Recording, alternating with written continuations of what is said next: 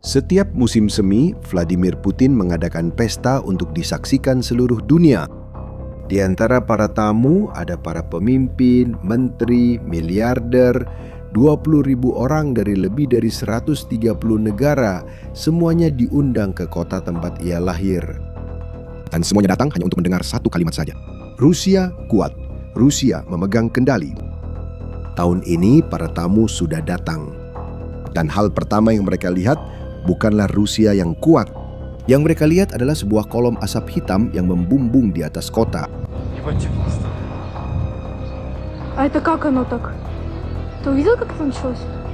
Beberapa jam sebelum sarapan, drone-drone Ukraina telah menempuh lebih dari 1.100 km wilayah Rusia dan menghantam kota tempat Putin lahir. Tepat di satu-satunya hari dalam setahun ketika seluruh dunia sedang memperhatikannya.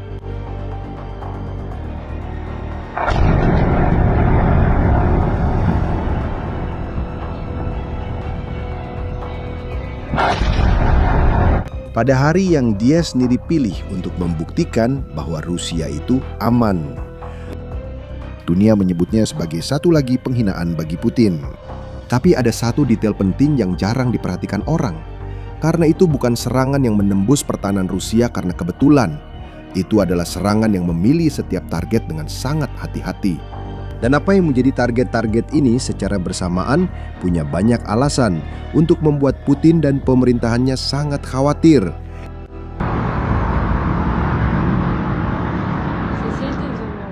Untuk memahami alasannya, kamu perlu melihat apa yang terbakar pada pagi itu. Dan target pertama saja sudah mengatakan banyak hal. Tapi sebelumnya, biarkan aku memberitahumu hari apa itu. Karena apa yang terjadi di Sankt Petersburg bukanlah acara biasa. Itu adalah Forum Ekonomi Internasional Sankt Petersburg.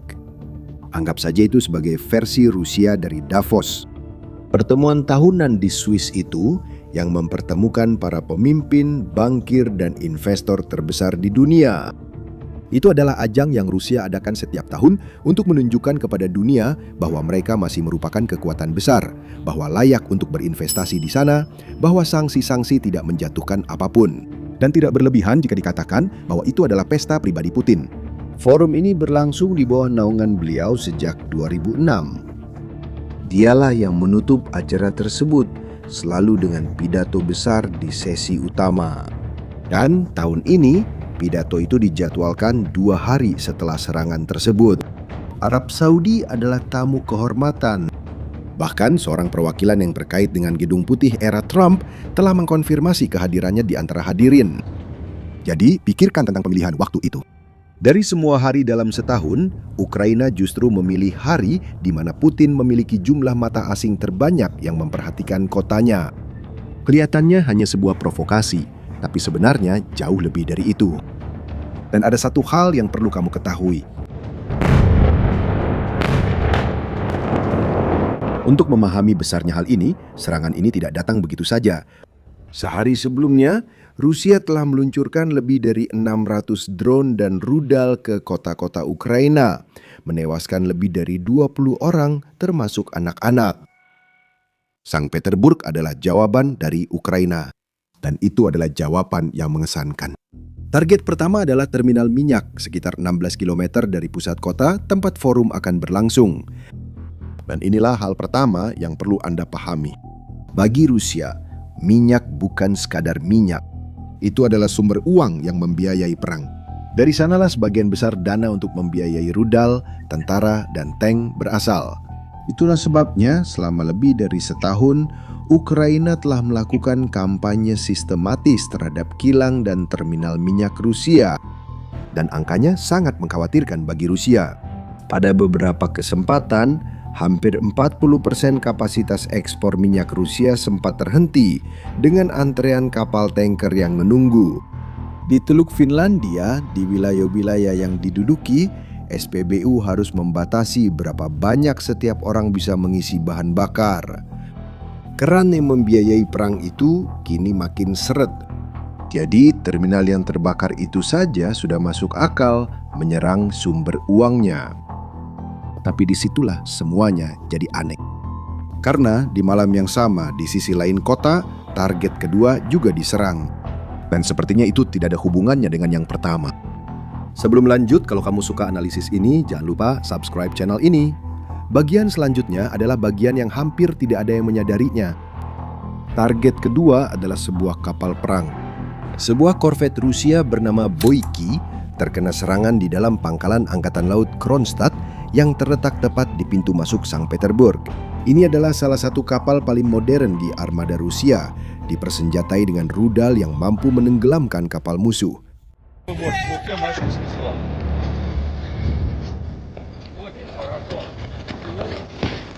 Dan secara logika, itu tidak masuk akal kan? Kenapa harus menghabiskan drone yang berharga untuk sebuah kapal yang sedang berlabuh di pangkalan di sisi lain kota, jauh dari terminal minyak? Itu dua target yang benar-benar berbeda. Atau setidaknya, itu yang terlihat. Tapi inilah hubungan yang mengubah segalanya. Kapal korvet ini, Boyki, adalah bagian dari skema yang melindungi minyak Rusia di laut. Begini cara kerjanya. Rusia menggunakan armada kapal tanker yang menyamar. Kapal-kapal tua dengan bendera negara lain, dokumen palsu, untuk menjual minyak sambil menghindari sanksi. Ini dikenal sebagai armada hantu. Dan kapal perang seperti Boyki digunakan untuk mengawal dan melindungi kapal-kapal tanker minyak tersebut. Agar Anda tahu, tahun lalu korvet yang sama ini mengawal sebuah kapal kargo melalui Selat Inggris, jalur laut antara Inggris dan Prancis. Itu adalah pertama kalinya Rusia mengirim kapal perang untuk mengawal armada hantu melalui jalur tersebut. Dan Angkatan Laut Inggris memantau semuanya dari dekat dengan sebuah fregat dan pesawat-pesawat.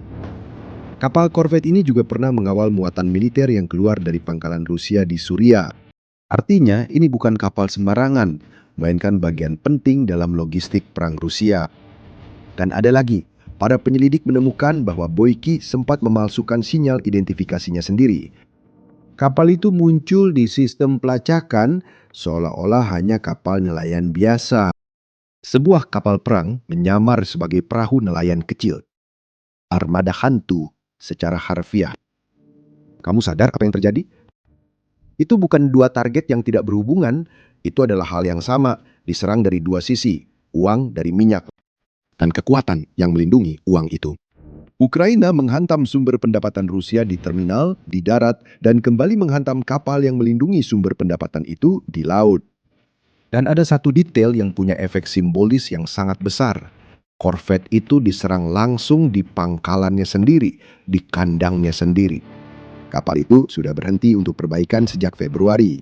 Seorang blogger militer Rusia, salah satu yang mendukung perang, menulis bahwa alasan kapal itu berada di sana tanpa perlindungan adalah soal bertanda bintang. Itu adalah cara Rusia untuk mengatakan ini adalah masalah yang memalukan. Lebih baik tidak membicarakannya. Dan ini bukan yang pertama kali. Menurut perhitungan Ukraina, ini adalah kapal ketiga dari armada Baltik yang berhasil mereka rusak dalam perang ini. Tapi semua ini menimbulkan pertanyaan yang lebih besar. Bagaimana drone Ukraina bisa mencapai jarak 1.100 km? Masuk ke pangkalan armada Baltik dan tidak ada yang mencegah? Dan itulah pertanyaan yang seharusnya benar-benar menakutkan pemerintah Rusia.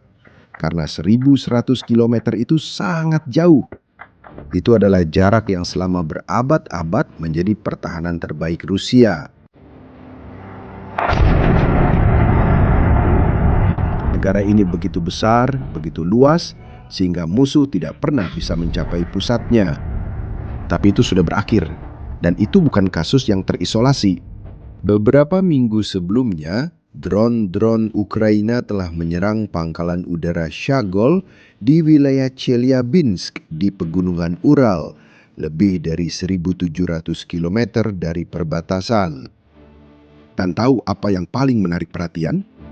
Wilayah itu yang berada di seberang pegunungan Ural selalu dianggap terlalu jauh untuk bisa dijangkau.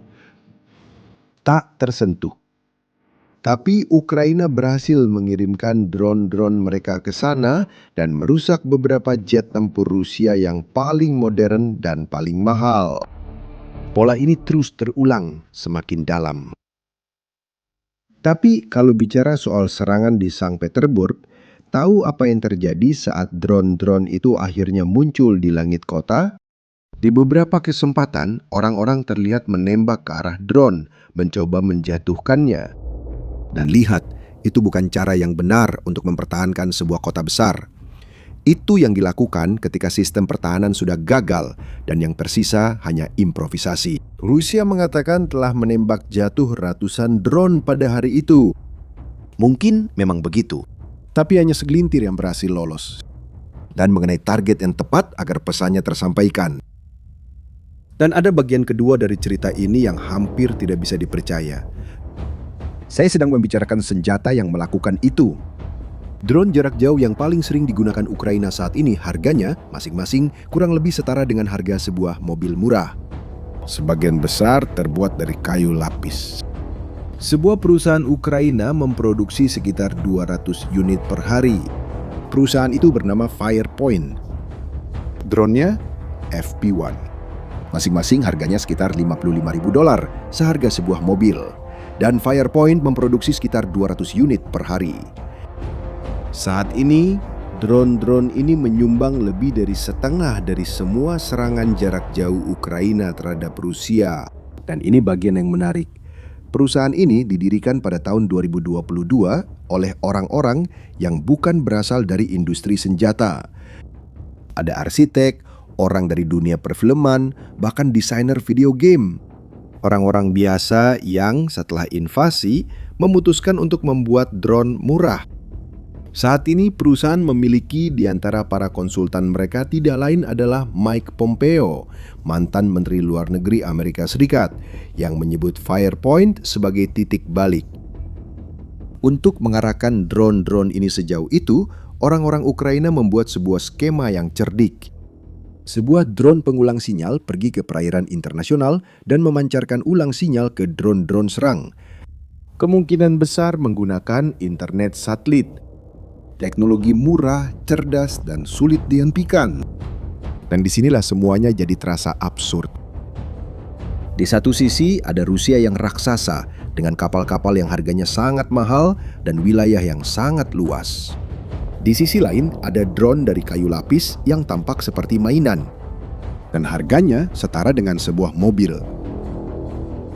Dan disinilah kita sampai pada momen kunci dari cerita ini. Momen ketika 3 target itu berhenti menjadi 3. Ingat forum ekonomi? Pesta yang diadakan Putin untuk menunjukkan kekuatan itu bukan kebetulan jadwal. Itu adalah target ketiga. Dan satu-satunya dari ketiganya yang bukan benda yang bisa kamu bakar. Itu sebuah ide. Forum itu ada hanya untuk satu hal. Membuktikan bahwa Rusia berada dalam kendali, stabil, tak tersentuh, dan terbuka untuk bisnis. Putin akan naik ke panggung itu 2 hari kemudian secara langsung untuk menjual citra itu kepada dunia. Juru bicara pemerintah Rusia sendiri sudah memberitahu bahwa pidatonya akan berfokus pada ekonomi, tetapi politik juga akan dibahas. Karena menurutnya, saat ini tidak ada ekonomi yang murni.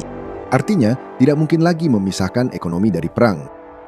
Dan di panggung inilah Ukraina mengirimkan pesannya, bukan untuk para jenderal Rusia, untuk para tamu undangan, untuk 20.000 orang asing yang baru saja tiba. Pesannya sederhana, lihatlah di mana kalian duduk. Lihatlah apa yang Rusia tidak bisa lindungi, bahkan di kota tempat pemimpinnya lahir, bahkan di hari terpenting dalam kalender mereka.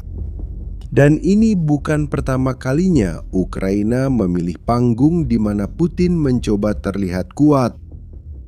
Beberapa minggu sebelumnya, dia telah mempersingkat parade militer Hari Kemenangan di Moskow, simbol kebanggaan terbesar negara itu, karena takut serangan drone.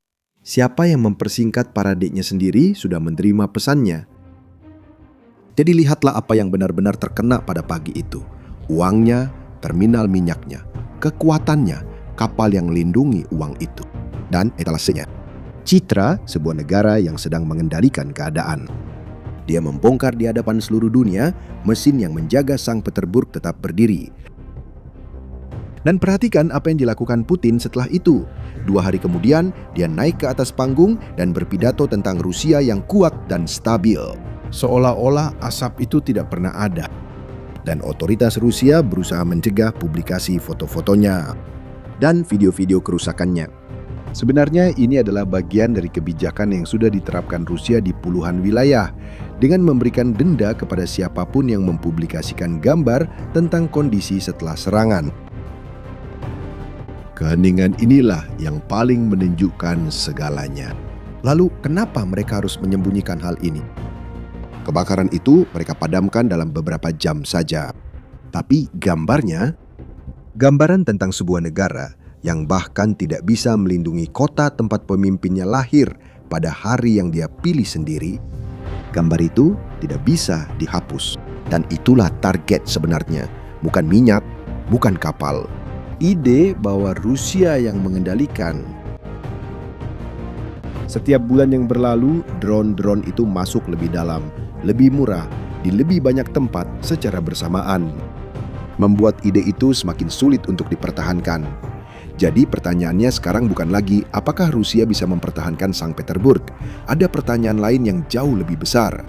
Berapa lama sebuah negara bisa mengatakan kepada dunia bahwa mereka sedang menang, sementara mereka menyembunyikan foto-foto mereka sendiri? Tulis di kolom komentar pendapatmu tentang hal ini. Inilah jenis hal yang akan terus kami pantau dengan saksama di kanal ini, jadi jangan lupa untuk subscribe dan aktifkan lonceng notifikasi agar tidak ketinggalan video berikutnya. Sampai jumpa di video selanjutnya.